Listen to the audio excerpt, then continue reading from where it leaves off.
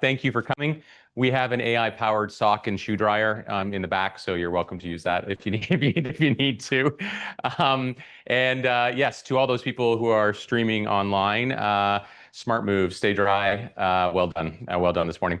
It's going to be a good chat this morning.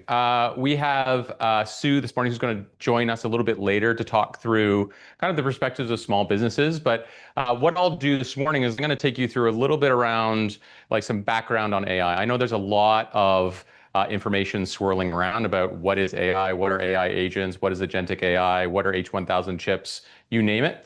I had the privilege of working on many of the large language models a few years ago, and I was in the factory of the development of these things. So I was able to see it with my own eyes and tippy tap my fingers into some of these things.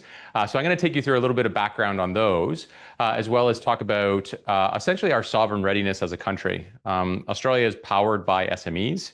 And we ran what we believe is the first AI readiness index nationally here for Australia. And we're excited to take it globally, but also there's some really sobering data that's come out of that study. And I think it's worthwhile to start with that before we bring Sue up on the stage to talk a little bit more about the practical implications about how SMEs can start to really understand AI, start to think about it, and then start to embrace it. Okay. Before we begin, I always like to talk about this and kind of frame it up. But if we kind of take a moment and think about it, I was around when websites were being developed professionally, and what we really start to think about. Now, let's take away some of the infrastructure and the security layers and DNS and things like that. But if you take a moment, the internet is actually built on a series of layers. It's like sandrock or bedrock, and that if we think back to the early 90s. We had this concept of universities networking together, and those new universities were finding a way to pass information from back and forth. And for the first time, there was this thing called a website that was created. And when you had a website, you had to visualize that in a graphical interface or a GUI, right? And so you had the first layer of the internet that was created called the browser layer. And I was listening to this great podcast with Mark Anderson. He's the managing director of A16Z. He was the founder of Netscape. I think there's a couple of gray-haired people here. Remember Netscape? Yep. And he was saying, when you look at a hyperlink, why it's blue. His answer was that was his favorite color. He had the choice of yellow and purple and red and blue, and that's what it was. So remarkably, some of these like small decisions can have such enormous impact on society, right? But on top of the browsers, then websites started to be created and people started to buy domains, and they thought, well, how am I supposed to be able to find these domains, right? And back then, remember, Google used to put, the number of websites that were available. They just crossed 1 billion websites that they've indexed most recently. But back then, you had a website and people thought naturally, oh, people will remember my URL. But very quickly, that became an issue. And so two guys in a garage in their first year of revenue of 237,000 US, they built the search layer. And on it went, right? The social layer, the mobile layer, right? The cloud layer. All these layers created enormous industries. So the health and wellness space could not have really been created or amplified without the smartphone, right? Without GPS, without these types of technologies. And just like when the automobile was invented, that was a remarkable technology. But what did the automobile, what industries did it create that have vastly eclipsed the actual revenue of the automobile? Well, it allowed people to move from cities to rural areas. What's on the road, right? It created highways, it created motels, it created convenience stores, it created logistics, it created holidays, right? It created all these things. And that's what these previous layers have done. Now, Jensen Huang, who's the CEO of NVIDIA, kind of the first $4 trillion company, now surpassed by Oracle based on the results yesterday. But all these luminaries are saying that this new layer of the agentic layer is going to be more commercially impactful than all the other layers combined. So we take a brief minute to think about that and how much productivity, how much commerciality is going to be created out of the back of this, new layer that's going to be sitting on top. And when we think about that, we put it into perspective from kind of a national or sovereign perspective. It's expected that this new agentic layer is going to increase GDP by roughly like 10 to 15 times over the next 10 years. Now, all well and good. There's lots of things that have been put out there and they're wrong, but I don't think anyone's going to disagree that this new type of AI or agentic capability is going to increase the productivity of the world. Now, that's expected at 15 trillion. And so if you're looking at that, like growth is not always linear, but Australia's GDP in the last quarter was 1.8%. Now that's kind of middling, but if you kind of look at that, if we can expect like high single-digit increases into the future, that is enormous growth in productivity, right? And Australia has been in a productivity flat line for the last 20 years. And so we've had SaaS and the promise of SaaS to come in and boost productivity. The hindsight view is it did not, right? The hindsight view is it created more work. Our days are longer, our lives are more complex, et cetera, et cetera. But for the first time, we have another opportunity to remake what work looks like and to remake prosperity and remake productivity. But as we start to look at this, I'd like to talk about this a little bit as kind of where the world is and what our take is on the world and where we've kind of evolved very quickly from November of 2022, which was the release of ChatGPT 3.5. I had the privilege of working on many prior versions of ChatGPT, so I got to ping pong around at it. I think it was at 2.5 I got to play around with it. But if we look on the left there around generalist chat, we've all used ChatGPT, right? And what I like to explain to people is that, when you do your first prompt, as I break my computer here, as you do your first prompt, right? It was remarkable for me. Absolutely remarkable. My second prompt was equally remarkable. By your fifth prompt, you're like, that's a bit cliche. And by your sixth prompt, you're like, is that actually correct, right?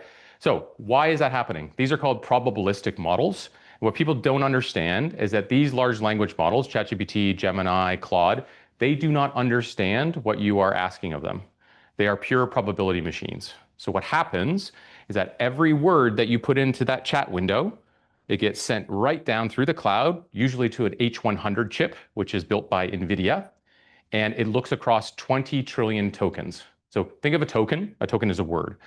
Every single word that you put in, it goes through, it looks across 20 trillion, and then it gives you the best word response based on the probability.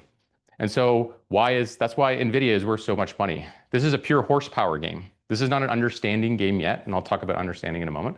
But it is purely a horsepower game. And so that's why it starts to give you kind of cliche or generalized or sometimes wrong responses, is because if you're running probabilities that big, yes, the error rate, even though it could be extremely high reliability, even at one prompt, as you start to chain these words together, you lose reliability.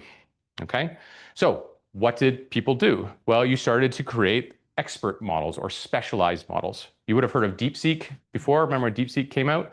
Well, because of geopolitical reasons that China couldn't get the H1000 chips, they could only get the H100 chips, which are kind of like a lesser turbo. And so what they did was, well, we had to work with what we had. So instead of going one word at a time, they said, let's group to 3 words. So you decrease your workload by essentially 33%. And then they said, well, read those 3 words and go, what are these 3 words about? Are they about medicine? Are they about art? Are they about this? And then go to the section of the 20 trillion words and look in just that area. That's really all the DeepSeek did, which is quite remarkable. That's called innovation, right? And scarcity creates innovation.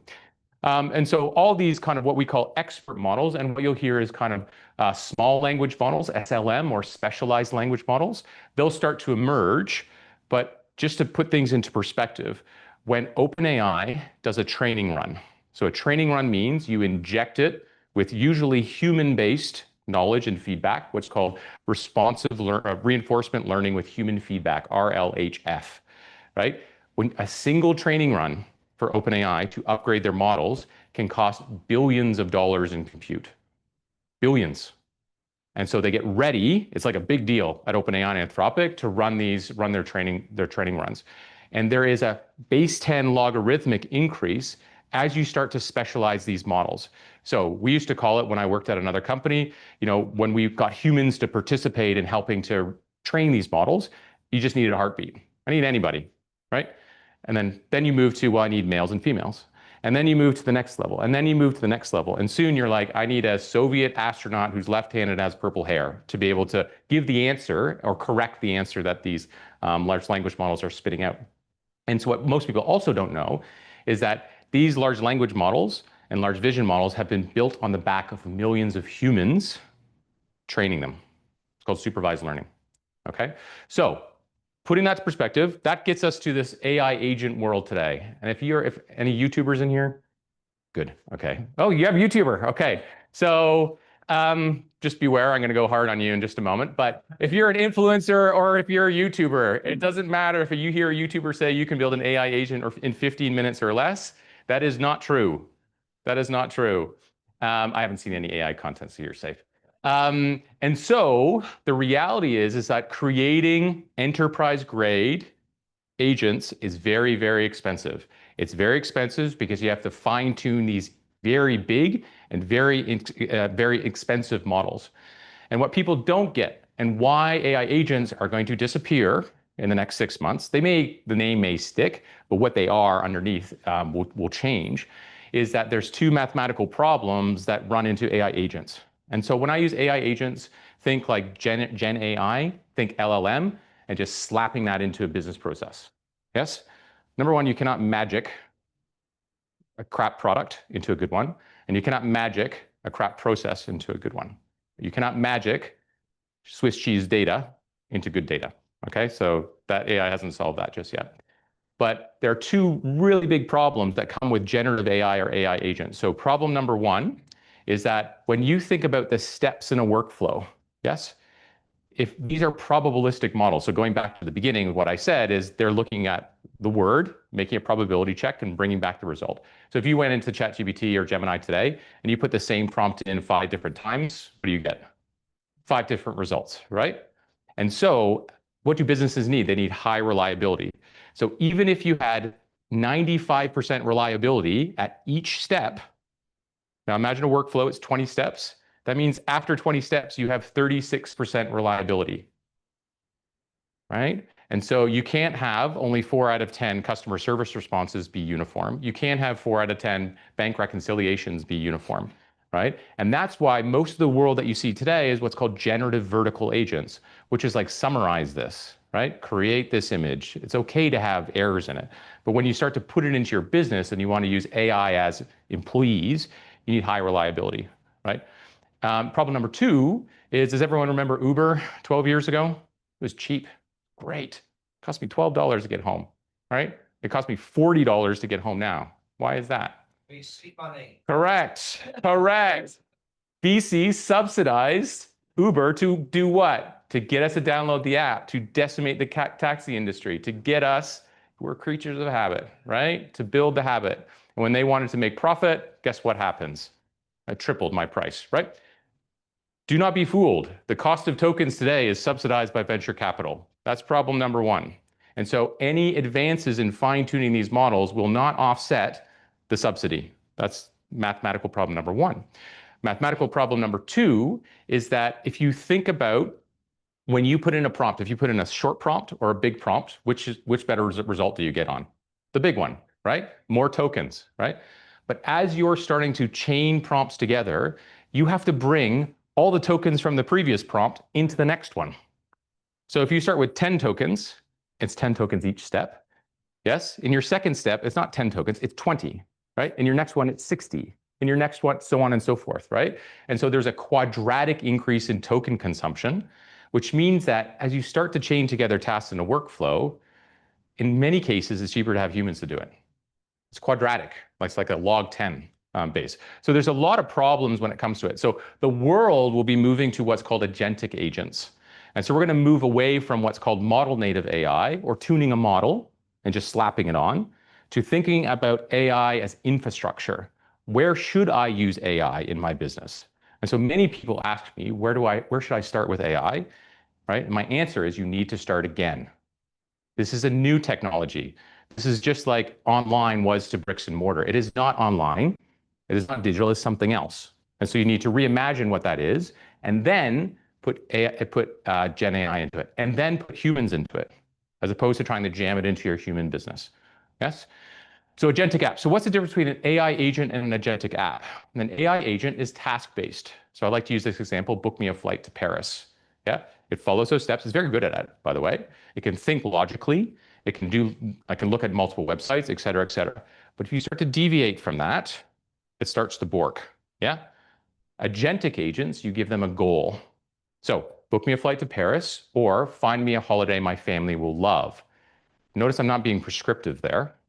And what an agentic agent will do is it will go out and it will look at your Instagram feed to see if you like ski holidays or beach holidays, right? It'll count the number of people in your family. It'll go look at your job title on LinkedIn and reference that against a salary database. And it may ask you some really cool questions about adventure versus relaxation. And then based on that, and it created all those things by itself, it'll then come back to try and to achieve your goal, right? So that's where the world that we're going into, right? Which is pretty exciting, yeah? But why aren't they there everywhere? If you believe what I say, right? Why aren't they there? Why aren't agentic agents everywhere? Well, agentic agents are actually very expensive to build traditionally, right? Using this model-based approach. And many businesses, again, trying to put it into a human businesses, data is messy, the skills aren't there, right? The workflows are crap. If we take a moment and think about it, like your businesses are shaped by the software that you have in them. A human tippy-tap stuff into a SaaS tool. Another human tippy-taps a request in to pull a report. That human reformats it in another piece of software to give it to you, the executive, right? And you have to wait for 3 days for that. AI does not need any of those, or agentic AI doesn't need any of those screens. So what do the new workflows look like? Just like you don't literally lift your retail store and you put it into a website. That's never worked, right? It's a different thing. So we've got to do it different again. And all of them are failing. This came out of MIT just 2 weeks ago. And it said 95% of all generative pilots fail. And they're the reasons that I just told you. The reliability reasons, they're the architecture reasons, and they're the mathematical reasons. And what most people don't understand, I got to work on this when I was at Appen. Alexa, we all have it. I have it in my house. Tragically, the only thing I use it for is to set timers for washing and other things like that. But what you think is a really simple request, set me a timer, there's actually 67 submodels that live underneath that. Because you can tell from my amazing Australian accent, I wasn't born here. They let me in, so good news. I can complain about the government and things like that. But that it doesn't work that well for me in Australia, so I have to set it to US. Do you know that 6 out of 10 requests by Black Americans to these text-to-speech models do not work? Because did you know that there's 36 subdialects of African American English in America? So there's a lot of work that needs to go in to make these and to fine-tune these. And that is an extreme expense, by the way, that can only be afforded by the Magnificent Seven, right? And some Chinese companies. And the reason why it's so expensive is welcome to your AI Builder smorgasbord. If you took 10% of this software and the people to do it, you're going to spend $1 million. Yes, and probably your data is not that great, so it's going to be challenging anyways. But there's a reason why it's there. So the result is that really what we're in a place that we're in is called vertical AI, yes, or point solutions. And so all the SaaS tools that you have today have AI in them. If you are an enterprise, likely you just turned them all off. That's what they do because of the reasons I explained before, reliability reason mainly. And so I like to use the example of like Salesforce. It has this AI agent called Einstein, which I think is a bit of an oxymoron. However, that Einstein may help you write an email to your top customer, but it does not know if that top customer is a poor payer, right? AI is fundamentally a horizontal technology, right? They literally have 20 trillion things in it. It is horizontally based, right? And so we're trying to jam vertical stuff into a horizontal technology. And that's why this system, AI as a system architecture is the next big wave that's going to come across. And so, what Decidr is, and, I've got you trapped in here high and dry, so I'm going to do a pitch for, just 2 minutes. But we are here to bring SMEs into the age of AI. SMEs barely made it online, yes? But there's a moment with agentic AI, that goal-based AI, that you can have the power of a multinational at your fingertips. But as I said before, where do you start? You need to start again. And that's what we're about at Decidr. We're actually an agentic business factory. We create an agentic business for you. And we do that really simply. And we do that with no code, so you don't need engineers, right? Software engineers are going away. You can vibe code now, right? And so how we do it at Decidr is, does everyone remember when Google indexed the web, right? They went out and they looked at all the websites. That's what we're doing at Decidr. We're pre-boarding tens of thousands to begin, and then hundreds of thousands, and then more businesses into our agentic factory from the beginning. And so here's an e-commerce business, and our system goes out and it takes observations. It doesn't scrape, it takes observations of that. And we've created the blueprint of a business. And every blueprint is exactly the same. It starts out just like a blueprint of a house. Every car is exactly the same, and then you get to customize it. And so as an SME, you're going to see data that you've never seen before and organized the way you've seen before. You're going to have a procurement function in your business, right? You're going to have multinational abilities now inside your data, and it's already organized. You'll have customers in there. You'll have prospects in there. You'll have some of your vendors in there, and it gets you started. It seeds your agentic business. Then after that, what you want to do is you want to connect some of the SaaS software that you have today, right? Because there's valuable data in that. I'm sure all of you have a Google Drive or a Dropbox, which you have no idea what's in there, right? But there's important stuff in there, right? Our system is able to go through that, unpack it, and then put that into your single source database for your prospects, your customers, your products, your vendors. Yes? And you can see here we're connecting Shopify. And in some cases we sync because we'll push data back into Shopify. We do not sync back into Salesforce. We don't put beauty back into Swiss cheese. But what you're looking at here is the single source view of a product record. That product record is linked to every single data point in that business. Yes, because of our schema, which means that you can find out everything that you need. But what we expect, and we're on a multi-year journey at Decidr, is what we expect is, I like to use the example of, I aspire to be like a Corolla. And people go, what do you want to be a Corolla for? Well, at Toyota, they have a metric, which is how many times people open the bonnet of a Corolla. Their target is 0, right? It's highly reliable, and you don't really think about the engine anymore, right? You think about where you're going. That's what an agentic business in the future will be like. You don't think about vendors. You don't think about, whether or not that's going to be shipped or not, or whether that's going to be managed. It happens, and that elevates you to do the more human, higher order work. Like, how is my product good? How do I differentiate? Like, what value am I giving to customers, right? These are the types of things that the future will hold, right? Which we think will usher in prosperity, productivity. We'll all get to relax a little bit more. Yeah, it's all good. And, this is already manifesting. So we already have customers who have synced and created their agentic business. They've synced in their data. This is an e-commerce business. And see this, they call it Ava. This is an agentic app, right? This agentic app knows the products better than any human. It knows the ingredients in the product than any human. And it's given the goal to increase revenue by 20% over 12 months' time. That's the only thing we told it. You don't need to orchestrate anything. You don't need to train it. You don't need to do any of those things. And this, the first 8 weeks, increased incremental revenue by nearly 5%, has increased revenue after 12 weeks of nearly 10%. Now, it's not because it's omnipotent and magical. It's because it knows everything that's happening in the system. It knows what stock is low and what stock is high.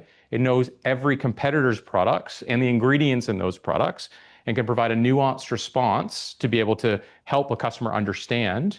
It knows if where your product is in the logistics pathway, right? And it's available 24 hours a day. It can speak Portuguese, right? It knows who you are if you go back to it. And so what you're looking at here is what's called an agentic website, not a e-commerce website. And we have another release coming up, which means that every product description, the website will refactor as you're talking to this. And so we've gone from in bricks and mortars to be physical full service, to online, which is self-service, to go back to agentic full service, right? So the agentic websites of the future will know who you are. They'll be like this concierge, right? And you'll be able to go and say, can I get that product again? Yes. Do you want to use the same credit card? Yes. That's the end of it. Yes and yes, right? And so there's a really exciting future, and this is the front end, but imagine your middle office and your back office as well, these things starting to happen in your organization. So I want to just quickly now go into the SME. So that's really exciting, right? Oh, well, sober up. It's going to be a hard go for the next 5 minutes. We ran what is the first AI readiness index in Australia. So we went to thousands of businesses and we asked them, what they understand about AI, what they think about it, what they're doing about it. But then we also ask the question is, what tools are they actually using? Which in my experience tells me where they actually are. And kind of before we get into that is like interesting. I always like to look at job boards. Career One is one of our partners at Decidr, and they see all the jobs in the country. And that when you look at AI specific jobs in this country, you know, in the last 8 years or so, we had a modest rise of 8,000 to 23,000 AI specific jobs, but that's stagnated over the last couple of years. So that's a bit worrying. Sovereign problem number one. What about our talent and education pipeline? The second thing is we're starting to look into is when we asked business owners, and this is SMEs, mid-sized companies and enterprise companies, you know, if they could have 83% could have an impact on their company. I'm interested about the 17%. Maybe they're in industries I don't understand. But only 44% rated as an urgent priority, right? There seems to be a bit of a paradox there. As we start to think now, where are people using it? You're gonna have to squint your eyes. It's in the books here, and for those audience, you can get it online. Is like SMEs are always risk avoidant, right? They're always cost centric. And I just showed you before a really simple agentic sales app that was increasing revenues, but principally efficiency into reducing cost, faster reporting and insights. Hopefully, I've convinced you today that if you're using AI to generate insights, you're not using AI the right way. Yes, that's a human way of, that's like a faster horse. Yes, making better decisions using data. Again, that's a faster horse problem, right? You're trying to solve. But interesting, productivity is really low on the data. But now when you get underneath it, and we ask the question is, well, and this could be people like, I have a really strong strategy, I know where I'm going, and then we ask the question, well, what do you actually use when it comes to AI? You know what 92% of people only used? ChatGPT. ChatGPT. The number of people who are actually at the top of this chart, an AI tool inside another app, so that's Salesforce Einstein, that's not saying much. An image generator, GPT, which is actually, I would argue, is pretty cool, or custom GPTs, which again is kind of like a consumer thing. The actual surface area, like the depth of our ability as a nation, is actually pretty shallow. And so from a sovereign perspective, Australia's at risk of becoming an AI consumer as opposed to an AI creator. Now, I want to just put that into perspective and kind of land this home. If you believe that artificial intelligence or agentic capabilities are a powerful infrastructure tool, that's like getting someone else from another country to put in our electricity grid. Yes? That's like having Huawei put in all the routers in Telstra, right? So from a sovereign perspective, there's a significant risk that, again, Australia becomes an AI consumer and not an AI creator. We kind of missed the boat when it came to SaaS, right? But everybody's equal now. That's the amazing thing about these large language models. Everyone has access. Everyone has equal opportunity to get things going. So with that sobering note, I'd like to invite Sue to come up. Now, Sue actually has an amazing perspective that I think has been really worthy to kind of share today and to talk about. In addition to having her own small business in the digital marketing space, so she's helped evolve, the rarefied few companies who have really transformed and take advantage of the web and digital commerce and e-commerce. But Sue also she has a family business of SBX, which helps buy and sell businesses, and been doing so for 34 years. SBX, 34 years. It's 34 years. Pay-per-click, 23 years. 23 years. Yeah, I'm only 25. I don't know how. There he goes. How you did it. And child prodigy, please. Thank you so much. And so it's really lovely to have you here. Thank you. Thank you for making the time. I want what he's having. And I think when we start talking about kind of the things that SMEs are thinking about today, I've talked about the study, right? The quantitative data. But if we get into kind of the qualitative data, you and I were talking before about kind of big areas. So if we start in and around it, I guess firstly, give us a bit of your background, give us a bit of framing, and then we can go into kind of probably the first one on the list there, costs. Well, the first thing I want to say, I feel like I've had a unique privilege across both businesses to actually look at the back end of how many businesses work. So as the marketing agency, I've looked at thousands of websites, at their analytics, how they run campaigns, and how they operate. And then when you look at SBX, It's a completely different framework. But again, I have privilege of looking at data, profit and loss sheets. I'm looking at how these businesses run and what they need to sell. And there's a really stark contrast. And one of it is running a business is hugely complex. Hugely complex. There's so many different elements involved. Even running marketing campaigns, you know, there's 10 different types of ads you can run and 200 different things you can do just in SEO alone, right? There's just so much complexity. But when you go to sell a business, there's two things that really matter: how much the business is making and what's the profit margin. So businesses are consumed with this huge amount of noise and distractions. And then when it comes down to the value of what they should be focused on when the day comes for them to sell, it's just really what the turnover and their financials are. And are you seeing with, you know, and maybe for the audience, give some perspective of like the flow and access that SBX has, but you see everything from like, I was on it yesterday, there's like sushi shop to plumbers to like architects, like it's the full cut of Australia. Everything. So with the marketing business, we tend to spend a bit more time with tech-based business, or what I call tech forward, people with websites looking to grow sales and leads. But with SBX, you actually get everything. And SBX Business Brokers is different from other brokerage firms, where we don't just go, oh, we're only going to take the nicest businesses ready to pack up, the easiest to sell. That's actually not what Australia is like. I mean, Australian business owners are pushed to the edge. You know, they're doing all different things. They're hustling. There's 2.7 million of them out there employing most of the people in Australia, and they're working really hard. And a lot of them don't have the time or the luxury to even be in this conversation of where we're having right now, you know. So it's a completely different, there's a divide, a great divide in Australia right now in the business sector. Are you surprised by anything that popped up on the screen in that readiness index? No, not at all. And I feel like there's a couple of things that I feel really concerned about. The first one is the media, the mainstream media is just, you know, this scaremongering and the whole thing about AI, it's taking over, people are going to lose jobs. It's so negative, right? There needs to be a new conversation that has a positive and empowering way to educate and bring small business owners from a laundromat to a service station to a manufacturing business. You know, it really is a massive divide. And I actually feel like a whole new industry will be born with consultants or coaches being able to go out and go in and analyze. Like you said, you've got to shake the thing up again and go, okay, what have we got? What's our tech stack? What are we using? What are we not using? And how do we bring the empowerment of what AI can offer into everybody in Australian business? I think back to, you know, as I get older and more gray hairs, you kind of see things again and again.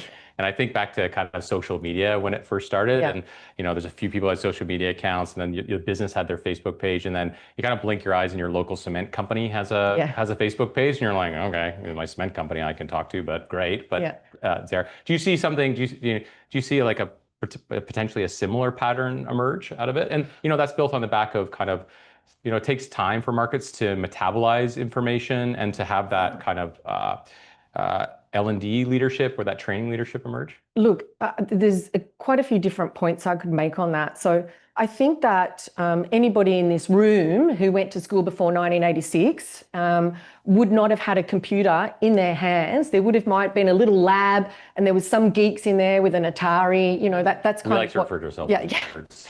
Yes. Well, I'm still a nerd. My dad, actually, Colin, who started SBX, he went to the States in 1986, flew there specifically to buy the Macintosh Plus, brought it back. I learned how to type, you know, with these floppy disks in and out. So there's people who are naturally going to be psychologically more open to change. They're going to be more moving forward, you know, with it. And then conversely, there's people who are excellent business owners, but I'm going to say they're not entrepreneurs. So an entrepreneur is somebody who goes, I'm going to build this business, I'm going to get funding, I'm going to scale it, and then I'm going to exit in 10 years and look at how successful I am on LinkedIn. You know, that's the whole journey. Whereas the majority of Australian businesses, so the 2.7 million, there's 50% of them are over 55. They're the grassroots of the country, and they're building a legacy for their family. Their staff are their family. They don't want to replace the staff, but they don't know how to make that first move on the chessboard and go, how can AI actually help me run my business better, improve my profit line, and to continue with my legacy? I'm not here to exit. My business is going to be here for 150 years. We're just going to keep moving on.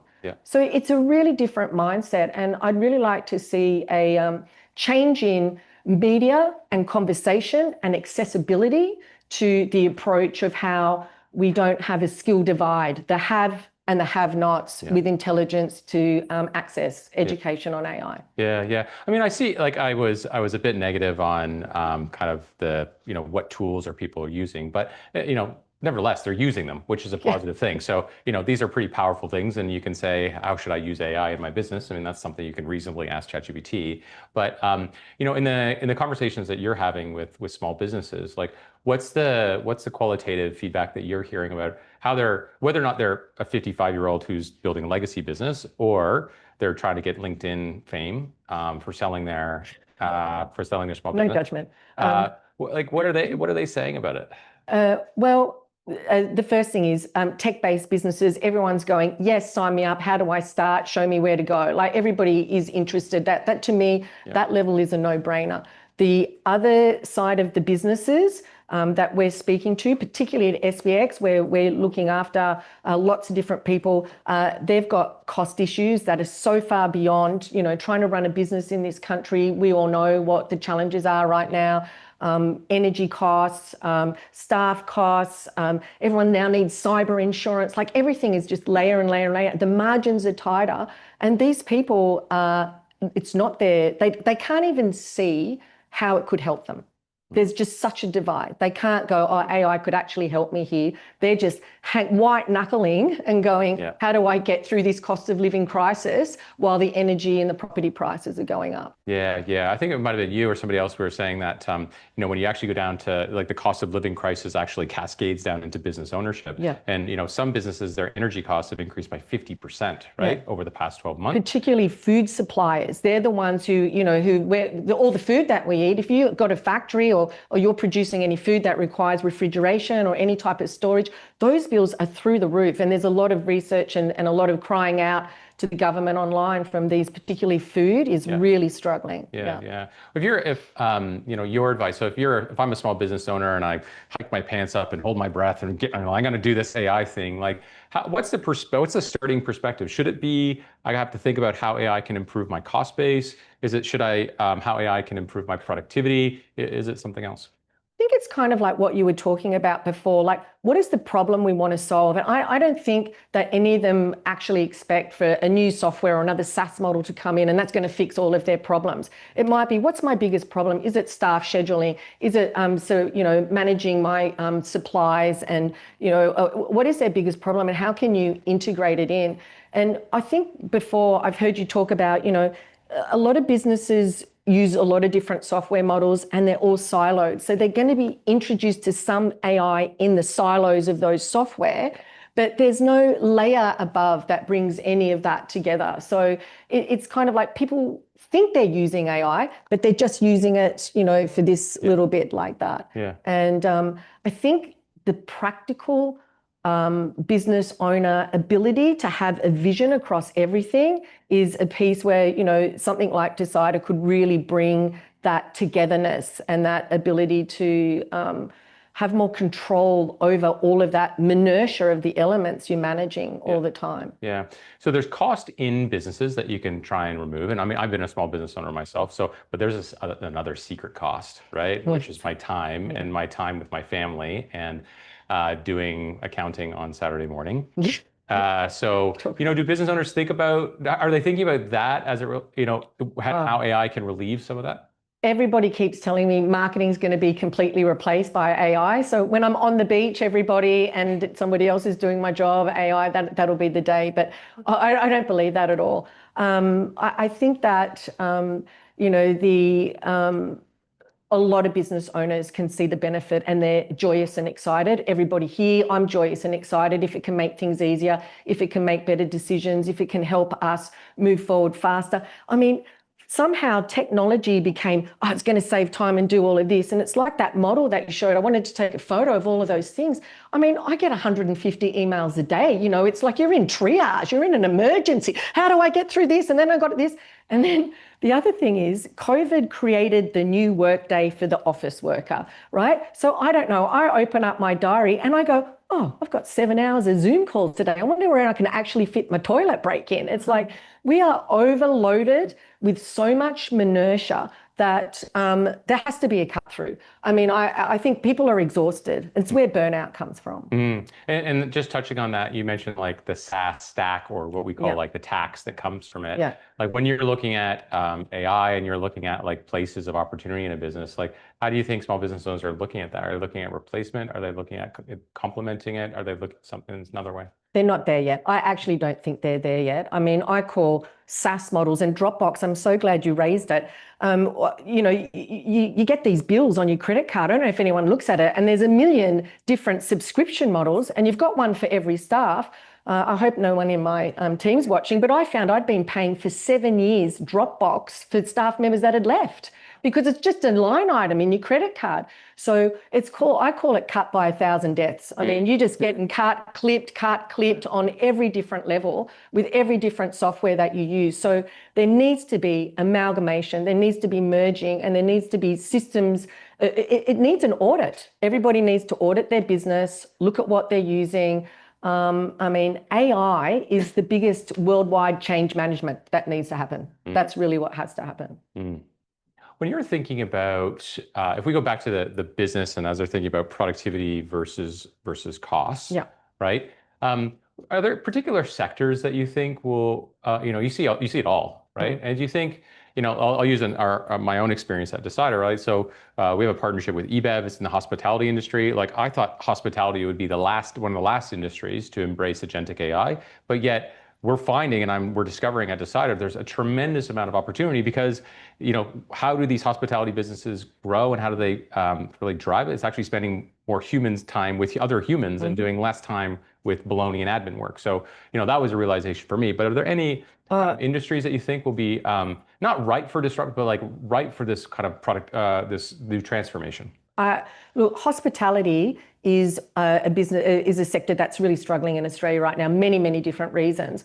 But, I was talking with Peter, one of our SBX brokers here, about, he used to run a whole lot of Domino's stores. And, being able to have the data when you can look across multiple stores, when they should be open, when you need more staff for busy times, like there's an element where hospitality could really benefit from the ability to be more predictive about, supplies that you're buying, management of staff, et cetera.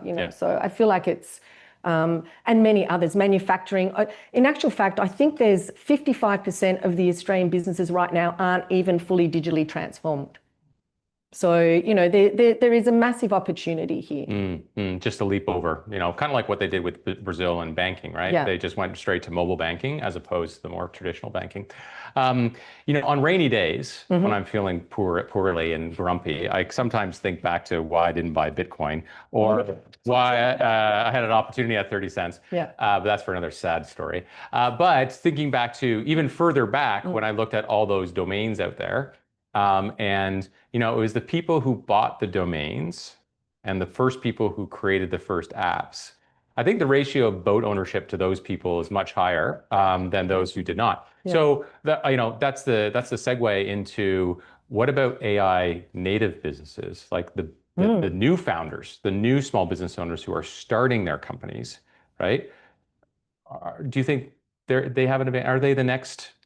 I'd really hope so. And I think that there's a lot of ability to innovate and to think outside of the square. A lot of us get stuck in the minutia of the day-to-day and what we're actually doing now. So it's really nice to think that we could reset and repurpose what we're doing. And obviously people are really successful doing that, and other times they're not. I mean, how many startups don't make it? I mean, that's it. It's my least favorite client to work with at pay-per-click, because I like to have the retainers for at least 8 years, and a lot of startups don't get there. But look, It's inspiring. I think people should be inspired and feel enthusiastic, and there's an opportunity for thought outside of where we currently are. Yeah, yeah. One more question, then we'll open it up to the group. But you see both on both sides of the businesses that you run, the stacks, right? The infrastructure and the SaaS stack or the data stacks within those businesses.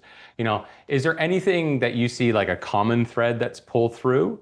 And that could be a technique, that could be a piece of software, that could be something else.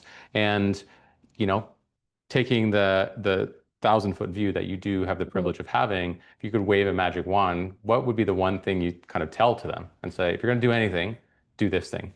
Let's assume that learning is already happening as well. Yeah. Look, I think that, if we just come back to exactly what I said right at the beginning, is that business owners get very distracted on the minutia. The real strength of a business is focusing on your sales and revenue and your profit. Yeah. And if there's things that you can do, it's like someone comes in with a whole marketing budget and they take the budget and they go, oh, I want to do this and this, and oh, my competitor's got this website and this, and they basically cut up the pie, the cake. So there's these such small pieces of everything that nothing works. You really want to see business spend their time, their money, and use models and software that's taking them to the next step. So reducing that noise, and I'd be cutting some of them out. Less is more.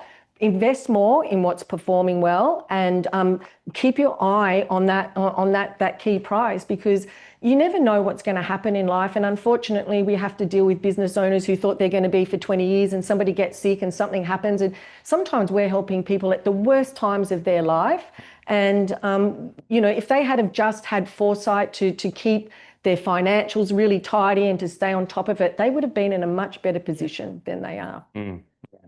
Did that answer the question? We came right back. I go right back to the beginning. No, that was great. That was great. Death by 1,000 cuts. Death by 1,000 cuts. As the chair of an Australian publicly listed company, I definitely know about revenue and EBIT. That's the only thing I've asked about.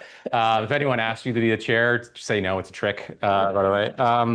But that kind of brings us full circle. So maybe we'll open up to the audience if anyone has any questions. Yes.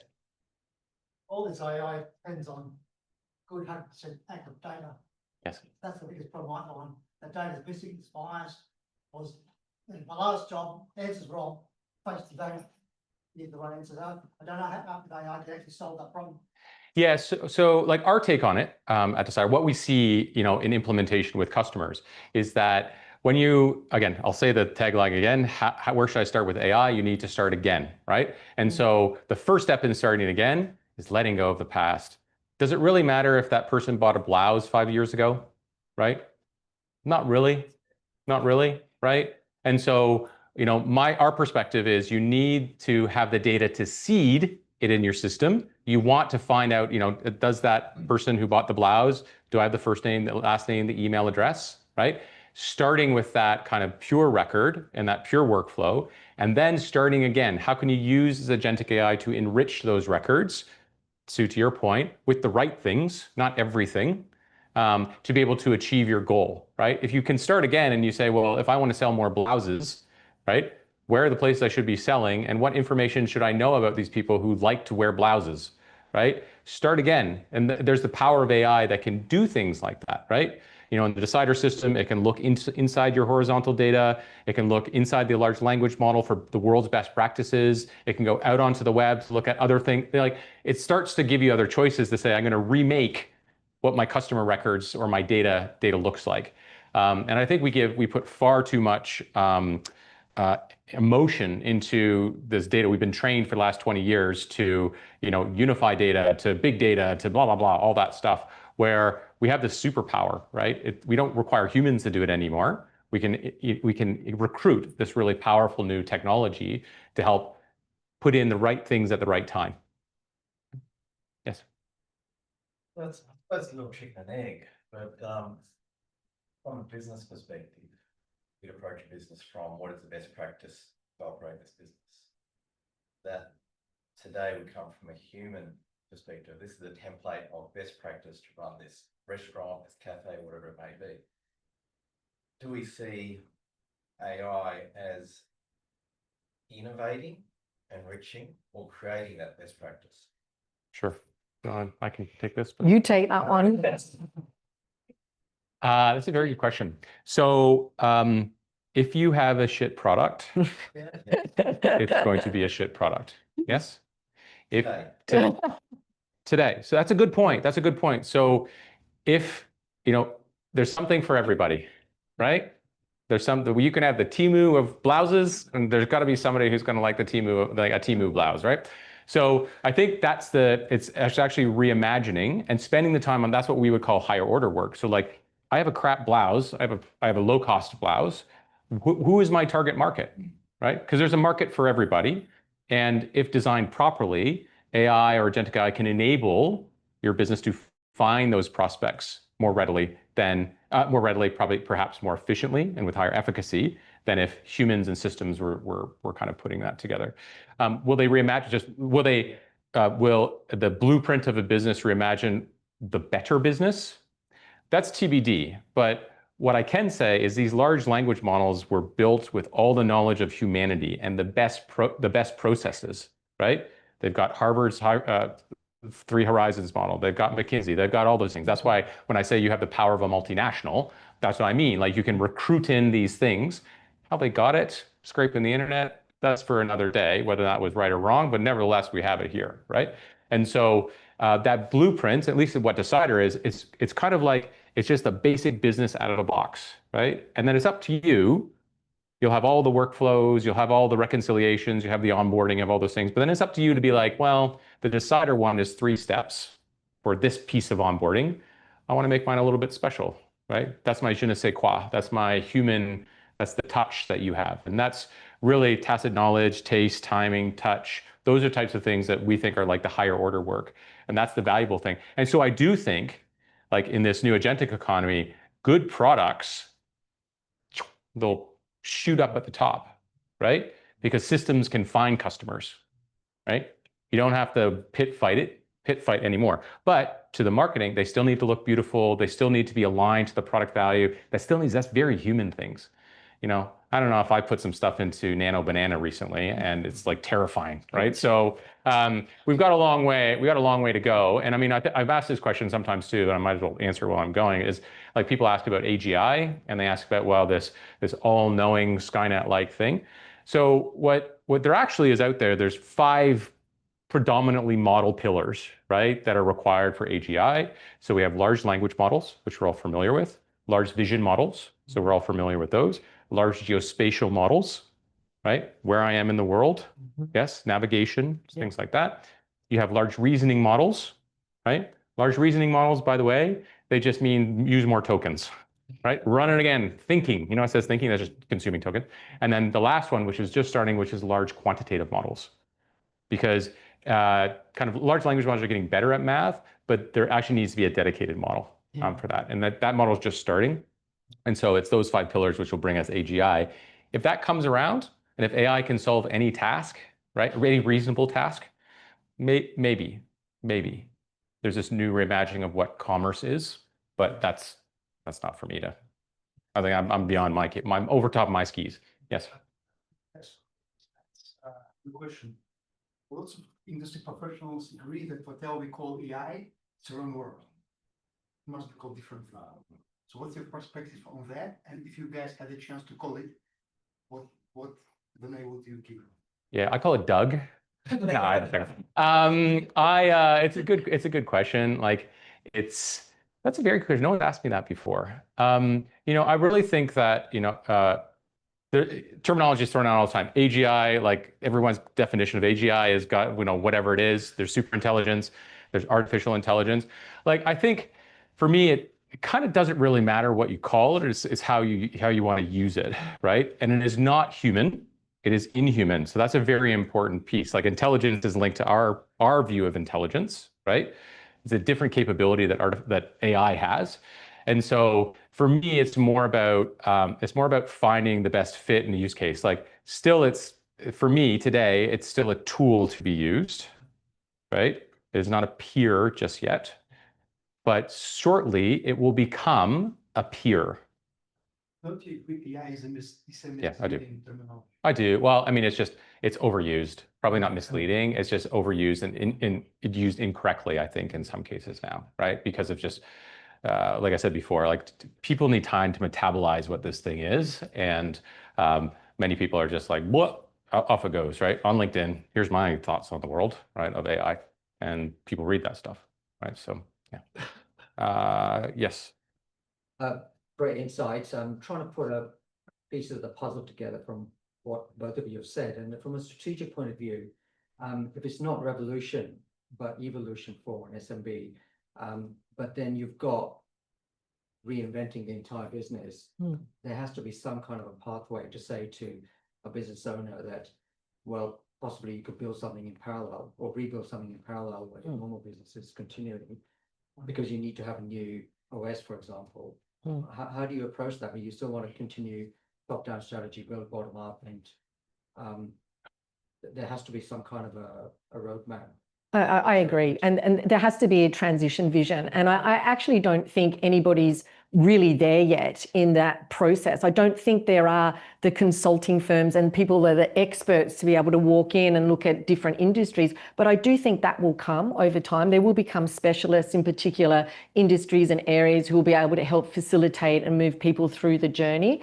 And it's actually really exciting to think, like, I actually think, oh, could I run something in parallel? And, would love to do some testing. The SBX database goes back to the dawn of time, like quite literally. My dad built a FileMaker database, and I have everybody who's ever listed a business for sale. I mean, Pete can look on the database and go, oh, here's this guy. Oh, he's inquired about this, and this. And then 5 years ago, he bought this. Like, we've just got so much data and history. How do we use that? And how do we, transition into another way of operating business sales in Australia? I mean, it's exciting. I was so excited to partner with Sue for many reasons, but her intro, which is she has a digital marketing business, and so Sue is the expert at taking an old website and bringing it to a new website, transitioning, right? And she also has access to all the businesses, arguably, in the country and the depth of that.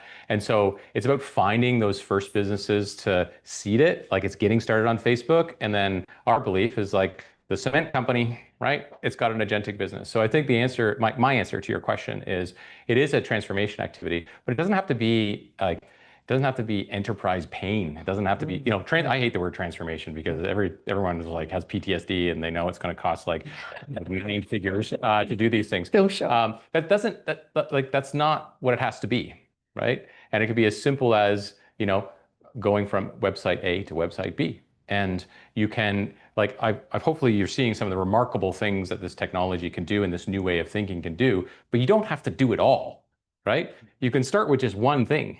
1%, right? And then because of the power of a horizontal platform, whether that's Decidr or some other technology, you then can build on the next thing, right? It's kind of layers within itself, right? And that means you don't have to, oh, I've got to migrate. If I hear the word migrate, I'm running away. Like, those are things you don't have to do in this kind of new agentic future that we're in. One of the things I want to say back to your point about, sales, with marketing and everything to do with AI, we're still selling to humans, right? We've got to remember that we're still selling to humans. And I looked after one of the biggest event spaces in Australia over there on the water for many, many years. I looked after their marketing, and we had a saying: you can't sell a shit show. Like, if nobody wanted to go and see that performer or do that, didn't matter how much money we threw at it, we could not sell it. So we have to remember, at the end of the day, we're creating services, we're creating products, we're creating experiences, we're creating these things. Now, AI can help us run and manage that, but we're still selling to humans, right? So we don't have to throw the whole apple cart out. We've still got to keep our eye on the prize. What have we got to do? What's our job to do today? We've got to work on our future sales and work on our profit margins. How can we use AI to do it better? 15 years ago, there was a thing called a social media manager that was created, right? 10 years before that is an SEO optimization I do all of person, those. right? There's going to be, right, an agentic engineer, right? It'll be that's coming, right? Not a prompt engineer. I was a desktop publisher. That was my first job. There you go. I was a desktop publisher. Yeah, there you go. Okay, we have some questions from the web. So one is, you mentioned how currently generative AI is being funded by VCs. Yeah. and the costs are going to increase significantly. So simultaneously, you're calling for businesses to rebuild their architecture of using agentic AI. Yep. Basically, what are the implications of the cost today and the cost in future of implementing this strategy? Sure. So let's do the two pathways. So you're going to do model native, so you're going to slap Gen AI onto your business and hope for the best. There's going to be significant increases in cost. Now, in many cases, that is already happening because people don't realize the token consumption of things. I've heard stories of people turning it on and running it for an hour and using their whole month budget. Yes, that is happening today. So that is not going to, a 50% improvement in model performance is not going to offset the subsidy that's there. So that's on Gen AI.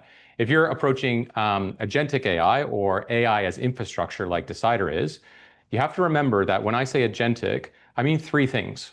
I mean humans, I mean Gen AI, and I mean what's called conditional logic or what's called a lambda call. That's a calculation in a database. And lambda calls are very cheap. 1/100th of a cent per 1 million calculations.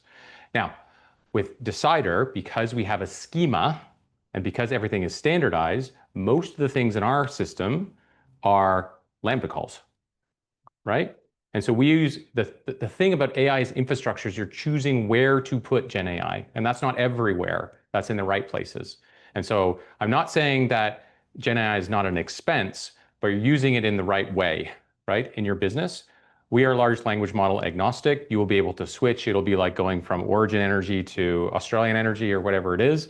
There'll be a whole industry category, which will just be like model selectors, right? And they'll just be able to be like little switches, like a Cisco switch that'll switch between models coming out.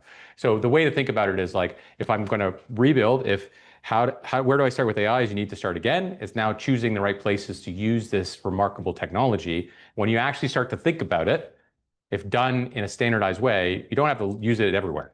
I think that would be my takeaway. Any other questions? Yes. I don't know if it's the right way of asking, it's a technical question I've got from my background. So I'm just trying to understand how that goes by. End of the day, there's like an LLM layer, orchestration layers, agentic frameworks, then you put like a nice UI UX and users going to use it. Yep. So ChatGPT is doing what it does, just trying to create connectors as much as possible to HubSpot or the next CRM from zero. Yep.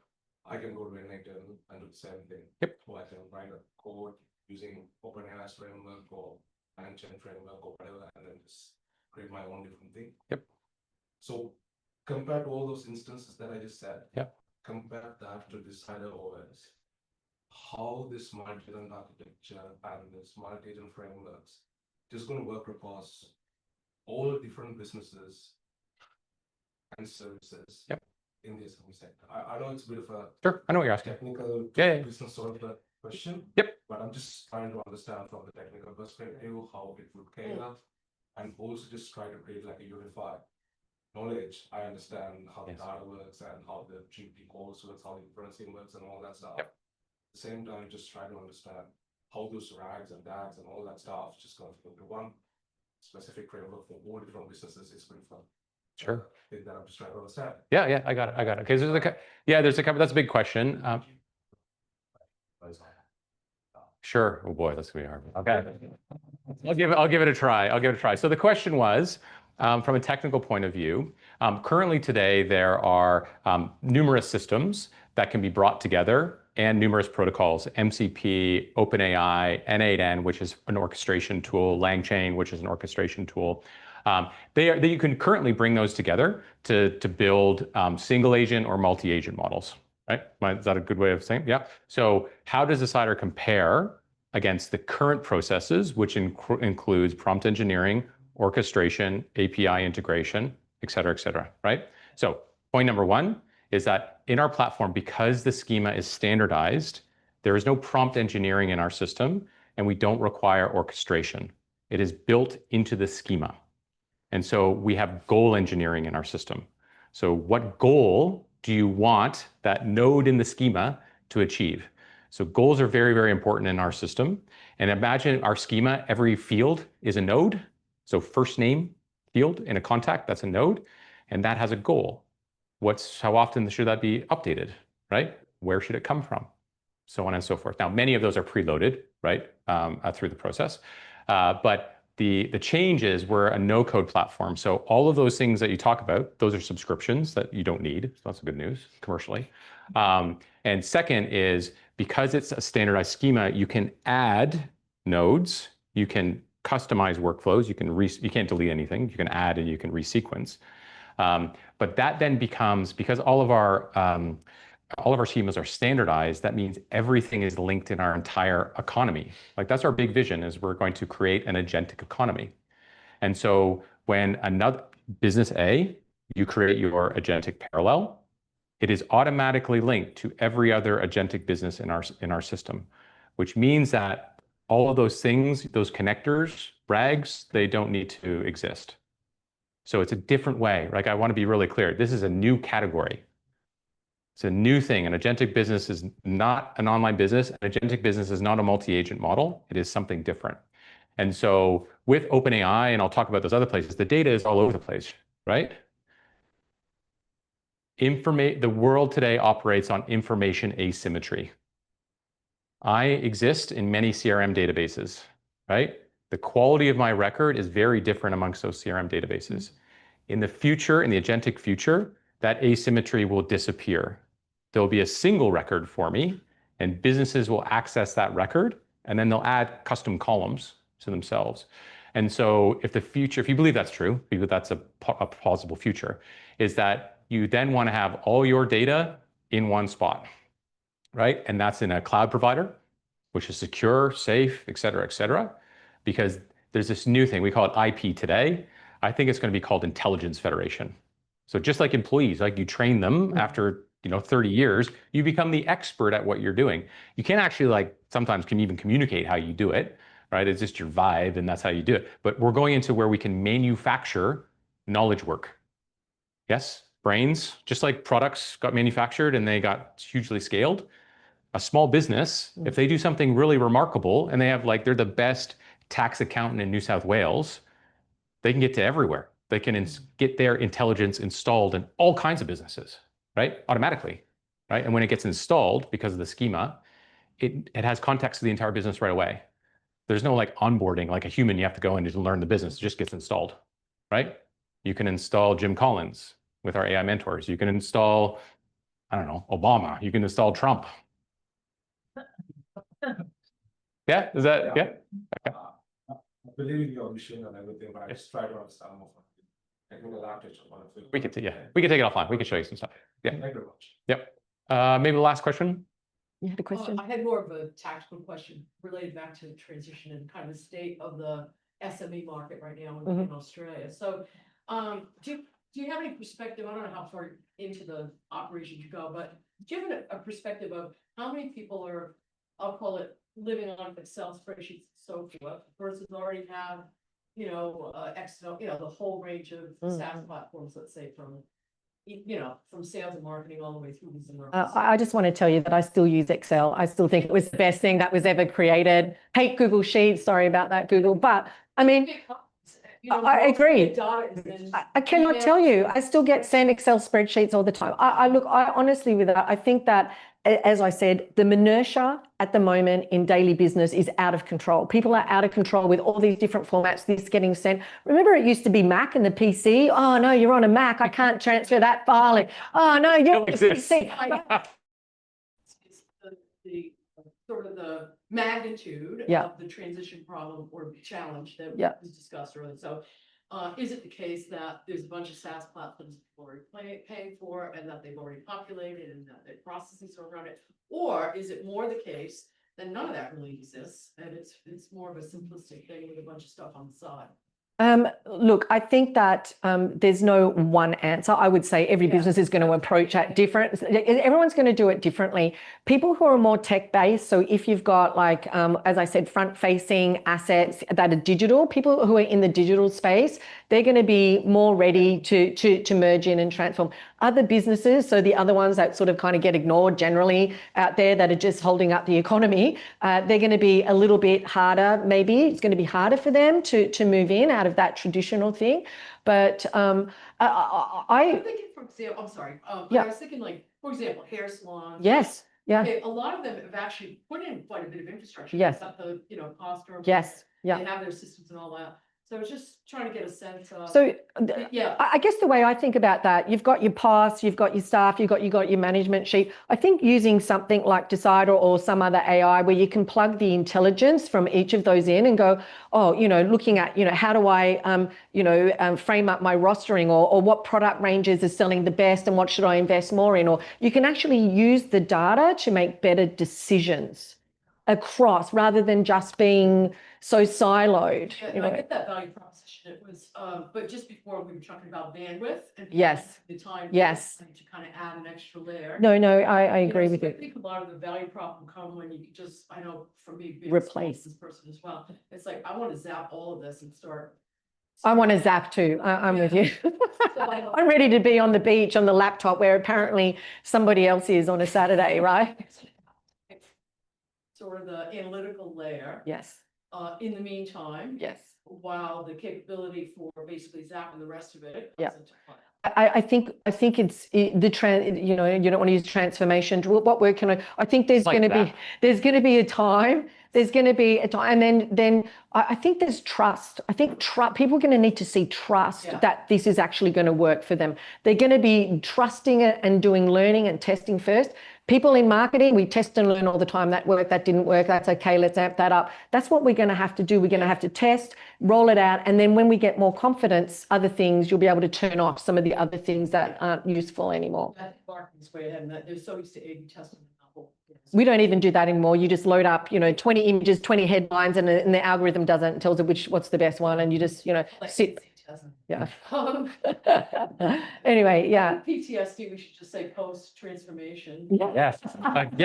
Yes. I can right. add zap to my lexicon. Yeah. Everyone, thank you very much for your time today. We'll have some time to ask questions after, if you're here, if you want to hang around and eat the rest of these pastries. And to everyone online, thank you for joining us today. But thanks, everyone. It was really great. Thank you so much. Thank you.